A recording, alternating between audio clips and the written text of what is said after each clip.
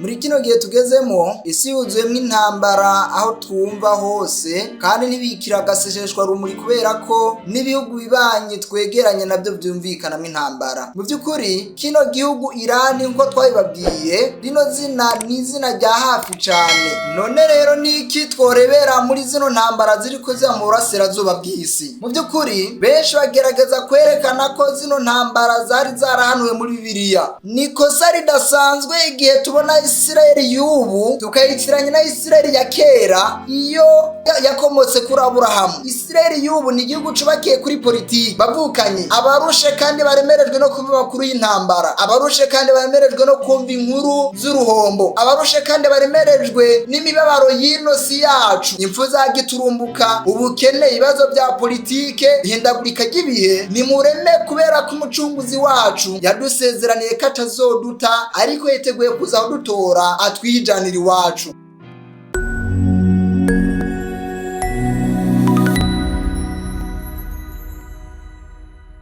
Bavukanye bacu beza dusangiye urugendo rwo kuja mu ijuru, ubuntu n'amahoro biva kuri Data twese bane namwe. Reka twongere dushimire Imana ugira kandi kuba iduha kandi ikajya kongera kwicara ku birenge byayo, ata kindi kituzanye uretse kwiga no kurabira hamwe amateka y'urugendo rwaranze abakurambere bacu b'ingenzi, kugira ngo tubyigire ko nk'akarorero gatuma tumenya uko twokwitwara mu kino gihe kirangiza amateka y'isi. None rero turanezerewe kandi turishimye kuba mwahisemo kwa natwe kuri uno munsi mukagenderera runo rugo rwacu rwa Nimurabe TV, aho muherereye hose. Imana nibahezagire biciye mu izina rya Yesu. Mu by'ukuri turacafise ya nsanganyamatsiko ivuga ngo mbega ibimenyetso vy'ibihe bitubwira iki? Nimurabe Buragorovye twegereje mu rugo. Mugabo kandi twashimye kwiga ibimenyetso vy'ibihe dufatiye ku ntambara iriko ihuza Isilayeli na Irani, aho twibajije ngo mbega urwanko hagati ya Isilayeli na Irani rwakomotse hehe, canke se rwavuye kuki? Ni gute Isilayeli na Irani bisanze mu ntambara, bisanze mu rwanko rw'umuranduranzuzi nk'uko tubireba uno munsi? Bavukanyi, tugomba gutahura ko ibimenyetso vy'ibihe atakindi bibura uretse ko tugeze ku maherezo y'inzira, kandi umwami wacu agiye kugaruka kugira ngo atore abana biwe. Nuko imbere ko tubandanya mu dukundire twifatanye dusenga Imana. Dusenge. Turagushimiye Data twese wo mu ijuru ko kudukunda, izina ryawe nirihabwa icubahiro. Uri Imana y'ubushobozi, uri Imana itanga ubuzima ku magufa yumye, uri Imana izura abapfuye, ibimuga bikamuguruka, impumyi zigahumuka kubera ubushobozi bwawe budasanzwe ufise. Mwami nuhabwa icubahiro. Tugiye kumara akanya turiko twigira hamwe ijambo ryawe. Turakwinginze ngo twugururire igitabo c'amateka,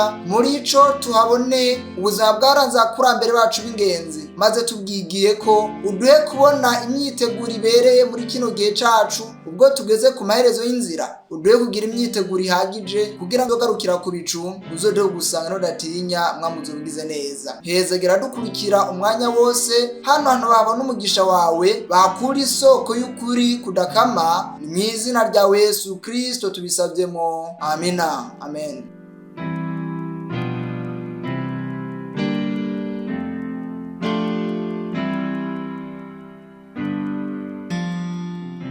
Muri kino gihe tugezemo isi yuzuyemwo intambara aho twumva hose, kandi ntibikira agaseseshwa rumuri kubera ko n'ibihugu bibanye twegeranye nabyo vyumvikanamwo intambara. Tumaze igihe turiko tuvuga ibijanye na Isirayeli na Irani, atari uko tugomba kubifatirako ngo tuvyubakire ko tubiremere ubuhanuzi bwabyo uko ari bibiri, ariko kandi ni ngombwa ko twebwe nk'abakurikira Yesu tumenya buri kantu kagenda karaba n'impamvu yako, amakatubashishe kwitegurira igihe c'akaga kiri imbere yacu. Mu by'ukuri kino gihugu Irani nko twabibabwiye, rino zina ni izina rya hafi cane, ni izina ryatanguye kuvugwa mu mwaka w'1935. Byumvikana ko ari izina rya vuba. Imbere y'uwo mwaka w'1935 kino gihugu cari citwa igihugu ca Peresi. Kino gihugu gifise amateka manini cane muri Bibiliya. Mugabo kandi abahinga benshi ba Bibiliya berekana ko buno bwoko bw'abantu baba mu gihugu citwa Peresi bakomoka mu ruvyaro rwa Aburahamu ku mugore yitwa Ketura, n'amajambo aboneka mu Itanguriro 25 turebye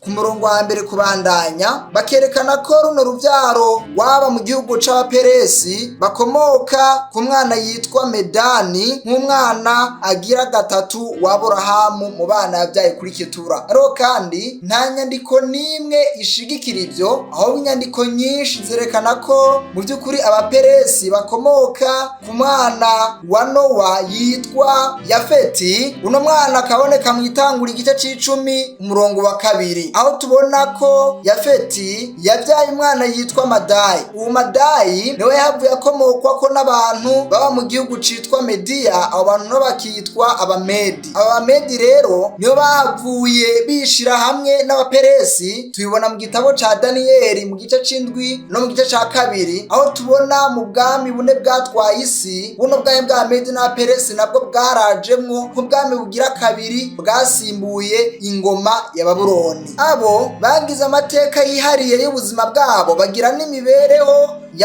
yari imeze nk'inyegejwe imbere y'uko Daniyeli abavuga, kuko n'ubwoko butari buzwi kandi butavuzwe ko byinshi cane. Mugabo kandi niyo bavuye bakomokwa ko na kino gihugu twita Irani y'ubu, igihugu kibitangaza ku mugaragaro ko cankana na Amerika ndetse na Isilayeli, mbere bakavuga badabisha ko baramutse baronsa akaryo bose banganya bagafuta Isilayeli ku ikarita y'isi. Wo kwibaza ngo mbega none mu by'ukuri runo rwanko rwavuye hehe? Ukwankana hagati y'ibihugu ndetse n'abantu n'ibintu byahozeho, kandi ukurunganwe ruza rukabisa urundi, ukwankana kubandanya kugenda kwiyongera. Hari inkuru nshaka ko twubakira ko iri mu gitabo ca Bibiliya kugira ngo turebe uburyo ikosa rimwe rishobora gukorwa n'abakurambere, nuko iryo kosa rikaza kwinjira mu ruvyaro rwabo rigashika mu buzukuru, mbere no mu buzukuruza, hama bigakwega intambara no kwankana hagati yabo. Ayo makosa rero yagiye akorwa cane mu bihe bya kera, agakorwa n'abantu bagiye barabaho imbere y'ibihe, nuko abantu baje inyuma y'ivyo bihe bakisanga bagomba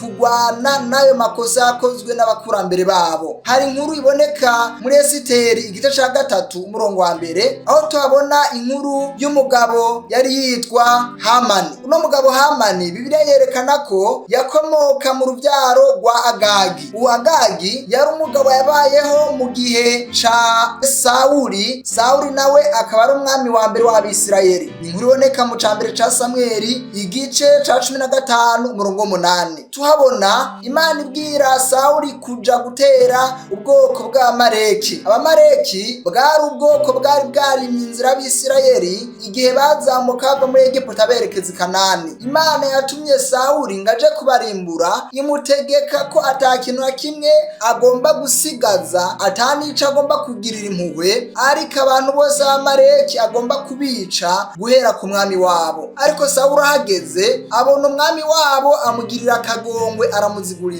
aziguriza n'umuryango wiwe. Tubona ko abantu bo mu ruvyaro rwa Agagi umwami w'Amaleki aro bahavuye bagumana iryo shavu ry'ukungene Abisirayeli bateye igihugu cabo bakakirimbura, ari nabo no mugabo Hamani yakomokamwo aje imigabo nawe yo kugira nabi Abisirayeli igihe yari ari mu bwami bwa Medi na Peresi bwari bumaze kwigarurira ubwami bwa Babuloni. Ico gihe ubwami bwa Medi na Peresi bwatwagwa n'umwami w'abami yitwa Ahasuwerusi. Ico gihe ubwo bwami bwari bukomeye cane, kandi bukaba n'ubwami bwa mbere bwabaye ubwami muga bw'umutima mwiza, kuko bugishika ku ngoma bwatanguye projet canke imigambi yo gusubiza abanyagano iwabo. Mu cigwa kirangiye twarabonye ko itegeko ryatanzwe na Kuro ko Abayuda agomba gusubira iwabo bakubaka ibisagara byabo n'urushengero rwabo rwari rwarasenyutse. Mbere ku ruhande rwiwe yiyemeza kazotanga itunga ryiwe kugira ngo aterere iyubakwa ry'urusengero rw'Imana Yerusalemu. Ivyo byakozwe na Kuro umwami wa Medi na Peresi abo tubona uno munsi bitwa abantu muri Irani. Twarabonye ko mu vy'ukuri abamedi n'abaperesi bari barigeze gufasha Abisirayeli gusanura ingoro y'Imana kandi bakemera Imana nk'umuremyi w'ijuru n'isi. Imana idufasha cyane. Abamedi n'abaperesi bongera kuboneka muri Bibiliya muri Matayo igice ca 2 umurongo wa 1 gushika kuri 2, aho tubona abanyabwenge b'inyenyeri baturuka iburasirazuba bagiye kuraba umwami yavukiye i Betelehemu. Ibyo birayerekana ko babimenye, babibwiwe n'inyenyeri barebye barayimenya. Abo banyabwenge barabakomoka mu ruviro rwa Medi n'abaperesi. Abo bari barize inyandiko za Daniyeli, bari barize igitabo ca Daniyeli igice c'icenda, ibivuga by'amahinga 70. Guhera mu gihe ca Daniyeli abamedi n'abaperesi b'abapagani bakure cane babandanije biga ubuhanuzi kandi nta kabasoba, babandanije baharura iby'amahinga 70. Yesu avutse barabimenye, babonye inyenyeri barabimenya, nuko bava iwabo kure cane baraza baje gushengerera umwami yaravukiye mu Bayuda. Abo bari abamedi n'abaperesi b'abanyamahanga baramenye ko Yesu yavutse mu Bayuda, baramenya ko umukiza w'isi yavutse, ariko Abayuda ubwabo ntibabimenya. Imana nitugwanire cane. Tutarabandanya, birashobora gushika twebwe abitwa ko twamenye Kristo, twebwe twabikijwe ubutunzi bw'akaburarugero, agakiza kacu kakaba koshobora kuba koza ntitubimenye, ariko abanyamahanga bakabimenya. Ibyo Yesu yavuze abwira Yerusalemu ngo yewe Yerusalemu iyo umenye iby'amahoro, ariko uno munsi ngo bihishijwe amaso yawe. Mu by'ukuri abanyamahanga abo twita abari kure y'amasezerano bagiye kudutanga kumenya igihe, bagiye kugendereza bakarebera muri zino ntambara ziriko ziraba, bagasobanukirwa ko igihe cyo kwemererwa mu cyacu kigeze. Baritegereza rino hindagurika ry'isi, uruhombo n'impfu zumvikana henshi, baritegereza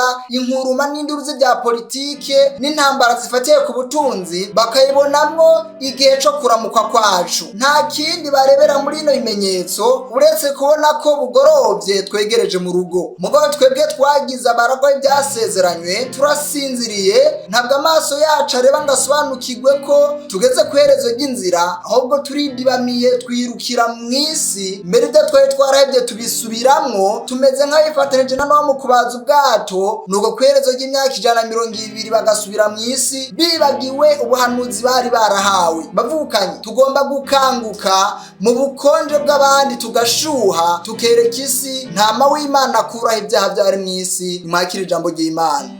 None rero niki tworebera muri zino ntambara ziriko ziba mu burasirazuba bw'isi? Mu by'ukuri benshi bagerageza kwerekana ko zino ntambara zari zarahanuwe muri Bibiliya. Nibyo igihe Yesu ashikiriza ibimenyetso bizoranga ukugaruka kwiwe muri Matayo 24, yaravuze ngo hazoba intambara n'impuha z'intambara, kandi ngamapfa no kunyiganyiga kw'isi bizobaho henshi. Sagaseseshwa rumuri, intambara zigomba kuhaba, kandi kuri ino si yarazwe mwene Adamu kubera icaha, intambara zizobandanya gushika Yesu azogaruka ku bicu. Ariko kandi berekana ko mu buryo bwa gihanuzi ino ntambara ya Irani na Isilayeli yari yarahanuwe. Ariko abavandimwe, mbega vy'ukuri ino ntambara ubwayo yarahanuwe? Hari amasomo menshi bagerageza kwerekana, ariho nshaka ko ducako kugira ngo tubandanye n'ibindi bikurikira. Batanga isomo ryo mu guharura, igitabo cyo guharura 24, abafise Bibiliya tujane guharura 24, turaza kure umurongo wa 17 gushika umurongo wa 24. Hari amajambo avuga ngo ati ndamubona ariko si ubunyene, ndamwitegereza ariko ntari hafi. Inyenyeri zokomoka muri Yakobo, icumu ry'ubugabe rizosokoroka muri Isilayeli, tobekeranye abamowabu mu mvura idahita, rimena umutwe w'abasheti bose. Edomu bazohagira inyugwa, bagire inyugwa Iseyiri ahahora ari umwansi wabo. Abisirayeli bazokora iby'ubuhizi, muri Yakobo hazova uganza, azogeseza amasigariro mu bisagara, maze atuma amaso y'Amaleki yongera kuvugishwa. Atamaleki barabambere mu mahanga, ariko iherezo ryabo nukuzorandurwa, maze atuma amaso abanyakeni yongera kuvugishwa, ati aho mwibera harakomeye, icari canyukiri hejuru ku gitanda ntandara yamaramwe abanyakeni muzogesezwa. Bizoba ryari? Bizoba aho abashuri bazobajana muri nyagano. Yongera kuvugishwa atemwe n'ibara. Ninde azoshobora kubaho igihe Imana izokora ivyo? Ariko amato azoza aturutse ku nkombe z'ikitimu, aneshe Ashuri, aneshe na Eberi, maze nabo nyine bazorandurwa. Imana nitugwanire cane. Ubu n'ubuhanuzi bwo mu gihe ca kera, mu gihe ca Mose, bwabura intambara zagomba kuzobaho mu myaka iri imbere. Isirayeli imbere yuko yinjira mu gihugu c'isezerano yagomba gusakirana n'intambara z'amahanga yo muri ico gihugu. Imana yari yarasezeranye kitegerezo zobaho ico gihugu, mugabo kugira ngo bacegukire byabasaba ko bategerezwa kugwana kugira ngo Imana ibirukanire imbere yabo ayo mahanga yarabakikuje. Ibi rero naho bihuriye no kuba twobihuza n'into ntambara iriko iraba ubu ihuza Isirayeli na Irani. Irindi somo bahagarako cane ni Ezekiyeli 37, Ezekiyeli 38, Ezekiyeli 39, Ezekiyeli 41 hamwe na Ezekiyeli 48. Ezekiyeli 37 herekana uburyo Imana yavugishije Ezekiyeli kubijanye n'amagufa yumye. Ezekiyeli 38 mu nkundire mpagarare ku murongo w'8 turabe ico birivuga kubijanye na zino ntambara. Ezekiyeli 38 umurongo w'8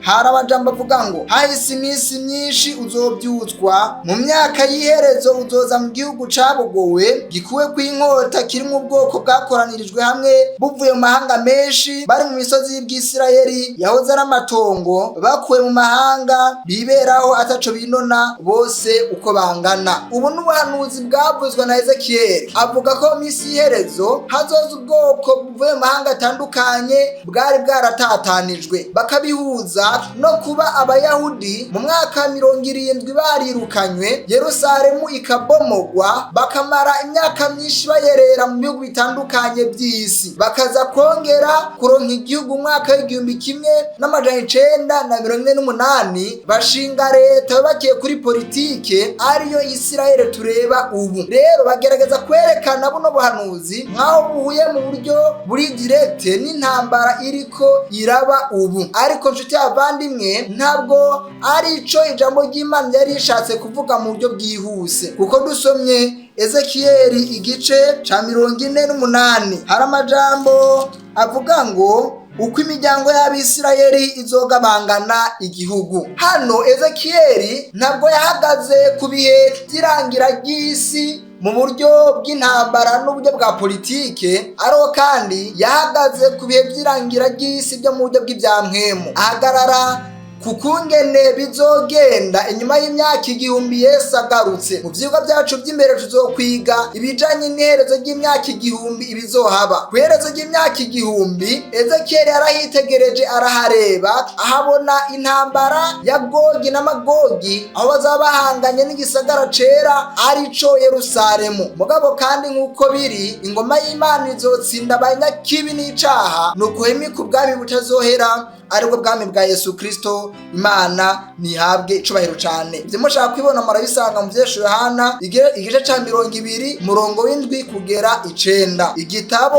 canditsemwo ivyo Yohana yahishuriwe igice ca 20 murongo w'indwi gushika 9. Tuhasome biciye mu izina rya Yesu. Haravuga ngo kandi iyo myaka 1000 niyashira, Satani azorekugwa ngave mw'ibohero, azosokoroka aje kuzimiza amahanga yo mu mfuruka zine z'isi, Gogi na Magogi, kugira ngo yakoranirize hamwe ku ntambara. Igitigiri cabo ni nk'umusenyi wo ku kiyaga, baraduga bakwira isi yose, bakikizaho ingabo z'abera zishagaje na ca gisagara gikundwa. Umuriro uratibuka uvuye mw'ijuru urabarigata. Imana nitugwanire cane. Inyuma y'imyaka 1000 imanza zimaze gucibwa z'abanyabyaha, Satani azamaze iyo myaka 1000 yerera mw'isi ari wenyene. Imana izoza gusoma urubanza rwa nyuma ku banyabyaha, nuko abanyabyaha bari barapfuye bongere kuzuka mu zuku kugira kabiri. Abo banyabyaha bamaze kuzuka, Satani ngazobakoraniriza hamwe bari nk'isinzi ryitwa Gogi na Magogi, bitegura kugwanya igisagara cera Yerusalemu n'abana b'Imana bakundwa. Ariko inkuru nziza nuko Imana izorekura umuriro ukabatongora kandi ukabayigiza mu kanya gato nk'ako kubita urugohe. Ingabo za Satani zizotsindwa, nuko ubwami bw'Imana butsinde. Imana nihabwa icubahiro cane. Nikosa ridasanzwe igihe tubona Isirayeli y'ubu tukayitiranya na Isirayeli ya kera iyo yakomotse kuri Aburahamu. Isirayeli y'ubu ni igihugu cubakiye kuri politike, ni n'igihugu kitakiri igihugu c'isezerano, kubera ko Yesu muri Matayo igice ca 23 umurongo wa 36 yavuze ngo, ndababwira ukuri ibyo byose bizoshika kubiki gihe. Ewe Yerusalemu, ewe Yerusalemu, buyicavugishwa n'Imana ugatera amabuye abagutumweko, ni kangahe nagombye gukoranya abana bawe nk'uko inkoko ikoranya imiswi yayo yibundikira mu vy'iwi vyayo, ntimwakunda. Raba inzu yanyu muyitanywe ari umusaka, kuko mbabwira uko mutazosubira kumbona kuva ubu kugeza aho muzovugira muti hashemezwe uje mu izina ry'Uhoraho. Imana nidufashe cane. Abayuda bari bahawe amahinga 70 yo kwihana. Imana nidukundira tuzosubiramo neza twiga ibijanye n'ano mahinga 70. Ano mahinga 70 yararangiye mu mwaka 34. Abayuda bateshejwe agaciro, ntabwo bari bakiri ubwoko bw'isezerano, oya, ahubwo ubutumwa bwiza bwahindukiriye abanyamahanga. Muri kino gihe turimwo, abana b'Imana abaragwa amasezerano n'abayitwararika kwihana bakanka icaha, abagenaho ko Yesu yagenze, kandi n'abasigaye bitondera ibyagezwe n'Imana bafise ibishingiye na Yesu Kristo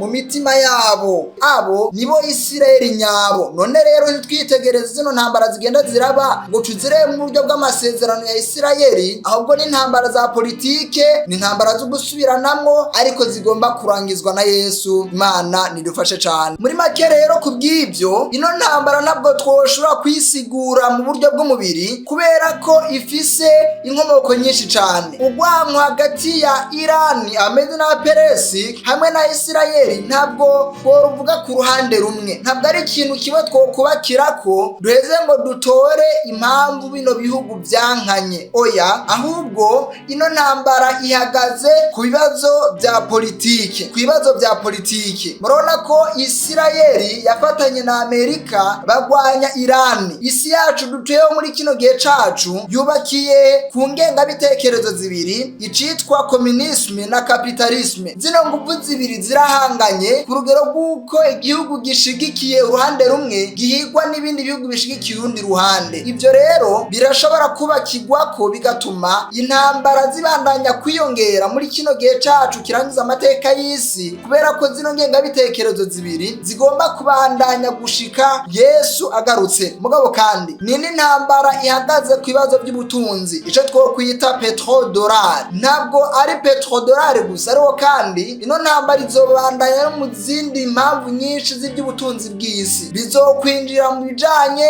n'ibitoro nk'uko twabivuze, ariko kandi byinjire no mabuye y'agaciro, byinjire no muri gaze n'ibindi bitandukanye ubuzima bw'umuntu bukenera, ariko kandi bifiswe n'ibihugu bimwe bimwe. Rero Amerika igomba kuguma ari igihangange ibicishije mu idolari ryabo. Ibyo bikoresho byose by'ingenzi kandi by'agaciro kanini, Amerika yifuza ko bibandanya bigugwa amadolari yabo. Igihe rero igihugu nka Irani gihagurutse ikerekana ko kitagomba kubandanya kidandaza ubutunzi bw'abo madolari, intambara igomba guhaguruka kugira ngo bagwanire idolari ryabo. Mugabo kandi ni n'intambara ihagaze cane ku kibazo c'ubutaka canke se ibihugu. Muzirikane ko Isirayeli, Islamu hamwe n'Ubukristo ari byo biri muri kajya karere kaziya yo mu buseruko. Mu by'ukuri ino migwi itatu irahanganye, Abayuda, Abakristu n'Abisilamu. Ibyo rero birashobora no kwinjira muri rya ntambara, tukisanga n'intambara ituruka ku myemerere canke se ku myizerere. Mugabo kandi n'akahise kabo karashobora kuza hagatuma bino bihugu byisanga mu ntambara umwanya wari wo wose. Mugaje mu nkundire magarare cane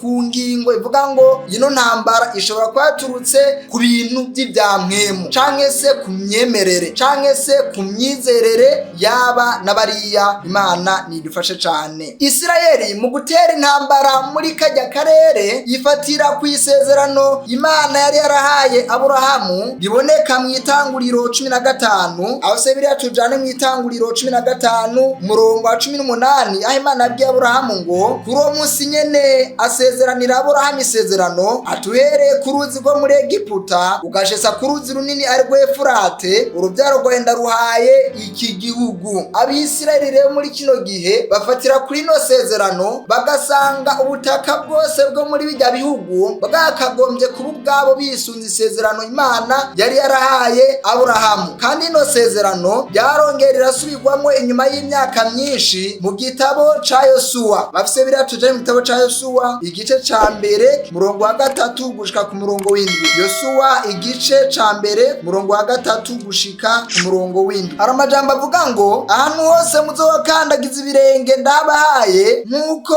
nabariye Mose uhereye mu bugaragwa no kuri uriya musozi Lebanoni ugashitsa ku ruzi runini rwo Efurate ugahitana igihugu cose c'Abaheti ukageza ku kiyaga kinini gihera iburengerazuba, nibwo ruzoba urugabano rwanyu. Imana yasezeraniye Abisirayeli ko ahantu hose bashobora gukandagiza ibirenge Imana izohabaha nk'umurage wabo ikahabagabira. Mu by'ukuri Isirayeli imaze igihe kinini mu ntambara kuva yongera kugaruka igihugu cubakiye kuri politike mu mwaka w'1948. Isirayeli yatangiye urugamba rwo kwigarurira ubutaka Imana yari yarahaye Aburahamu. Bakoresha amayeri yose ashoboka kugira ngo bigarurire ubwo butaka n'iryo tongo Imana yari yarabagabiye. Ubwo rubibe rwabo rwaca muri Turikiya rukaza muri Siriya rukaza muri Irake, aho hantu hose bari bahakeneye. Hama kandi ubwo rubibe rwarabandanya ku ruzi rwitwa Shat al-Araki, uruzi ruri muri Irani y'ubu, rukabandanya no muri Libani. Ari naho mubona ko muri kino gihe Isirayeli iri kirasa cane kugira ngo naho mu buryo bw'uruyeri yigarurire ihafate ubutaka mu ntumbero yo kuvuga ngo turo twigarurira ubutaka bwacu Imana yari yaraduhaye. Hama kandi Abisirayeli bizera ko Mesiya azoza nk'umwami. Ntabwo bemera ko Yesu Kristo twe tuvuga ari we Mesiya. Bo berekana ko Mesiya wabo azoza nk'umwami, uwo mwami akaza ari umwami w'amahoro, umwami w'ubutungane, hama kandi akaba n'umwami azobasubiza igihugu cabo. Mu mwaka wa 70 baranyazwe igihugu cabo n'Abaromani, bizigira ko Mesiya rero azoza akabakurako ingoma y'Abaromani mu buryo bwo kubasubiza ibyo batakaje, urubibe rwabo rukongera gusubiraho rwari ruri, hama kandi bakongera gusubirana urusengero rw'i Yerusalemu nk'uko byahoze. Nibuke ko muri kino gihe cacu ubu aha urusengero rw'Imana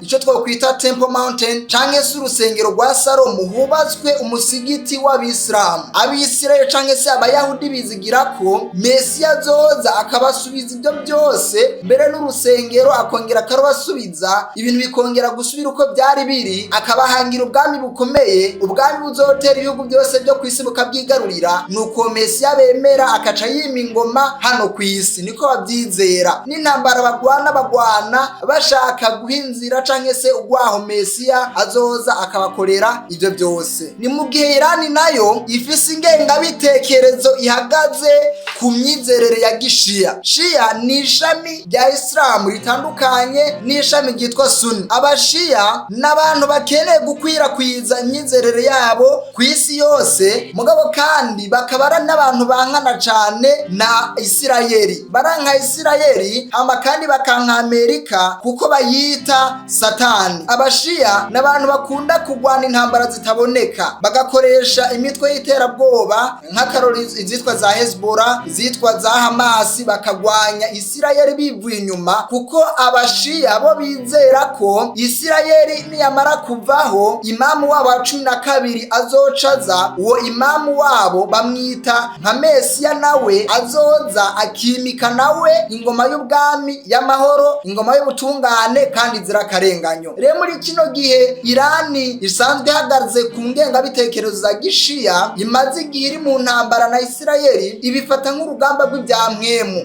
irufata nk'urugamba rwo kugwanira ukuzoboneka kwa imamu wabo wa 12. Murashobora kwibaza ati mbega none ibyo babyizera gute? Abashiya barindiriye uwitwa Mahdi, uwo nawe akaba ari imamu wa 12 wabo, mu gihe abayahudi barindiriye Mesiya azoza akimika ingoma izokwigarurira isi yose. Mubyumve neza, ni impande zibiri zihanganye muga zifise imyizerere itandukanye. Abayahudi barindiriye Mesiya, mu gihe abashiya nabo bagwana intambara yogira ngo imamu wa 12 ashobore kuboneka. Mugabo kandi Isirayeli igwana ngo yigarurire ibihugu n'ubutaka yatakaje, mbere igwana kugira ngo ngere yigarurire Temple Mountain cyangwa umusozi wari ubatswe ko urushengero rwa Salomo, igihe ubu hubatswe umusigiti witwa Al-Aqsa Mosque. Uno musigiti rero wubatse mu kibanza cyari cubatswe ku rusengero rw'Imana.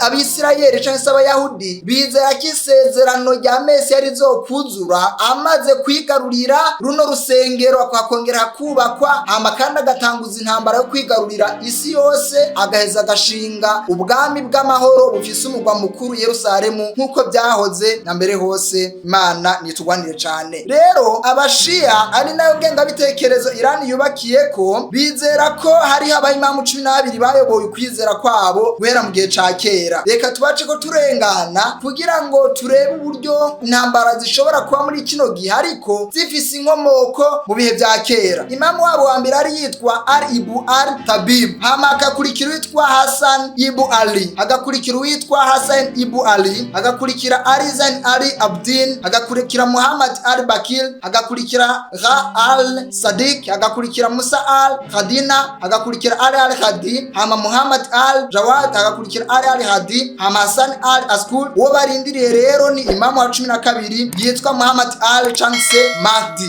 Urero imamu wa 12 bizera ko yavutse mu mwaka wa 869 acarazimira, arazimangana. Hariho igice kimwe c'abashiya bizigira ko ubu azoza mu buryo bw'igitangaza c'Imana, azoza mu gitangaza c'Imana. Hariho n'abandi bizigira ko kugira ngo uwo Al-Mahdi yazimiye ategerezwa kuzogarukanwa n'intambara bazogira bagatsinda ibihugu byinshi, hamuwo agaheza akongera akaboneka. Uyu Al-Mahdi yari yavukiye muri Irake, se yari yitwa Hassan Al-Askal. Ubu rero yarazimanganye guhera mu mwaka wa 869. Bizera ko mu gihe c'iherezo azokongera akaboneka, akazana ubutungane, akagwanya ubugunge n'akarenganyo, hama kandi agategura isi mu mahoro, hama kandi akazogaruka afashwa gukora imirimo n'uwitwa Yesu Kristo. Niko babyizera abashiya. Bizera ko Yesu Kristo azoza nk'umufasha wa Al-Mahdi mu gihe c'iherezo, aje kumufasha gutunganya isi no gukura akarenganyo mw'isi. Nuko rero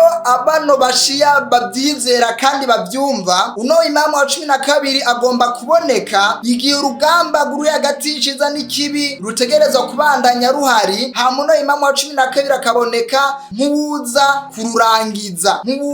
kururangiza. Imbere y'uko azari hategerezwa kuzoba urugamba rw'iherezo ruzoba hagati y'iciza n'ikibi. Imana nitugwanire cyane. Imana nidukundira mu byigwa byacu by'imbere, tuzorabira hamwe ibijanye n'ino myizerere, tuyicukumbure turabe, ariko ico no basezeranira nuko tuzosanga atakuri naguke kurimwo, kuko ico Imana ivuga coco kirahambaye cyane. Tuzorabira hamwe iby'imyizerere yabo twita ababudiste, hamwe n'abandi batandukanye basenga ibigomana bo muri Aziya, n'imiryango myinshi y'abantu bizera gutandukanye. Ariko Imana nidukundira tuzobica ko turabe amamoko yabyo nuko biri byerekana, kugira ngo umuntu amenye nahagarara imbere ya Rastafarisme, imbere y'ababudiste, imbere y'abasenga igomana bitandukanye n'imyizerere itandukanye. Nuko dufata uruhande rwiza gukurikira Kristo, kuko ari we mwami wenyine adahinduka, umwami arengeye Muhammad, umwami arengeye Krishna, umwami arengeye Buddha, umwami arengeye abandi benshi batandukanye. Muri Irani ubatse systeme yitwa systeme Velayat-i-Fajr, bikuvuga ngo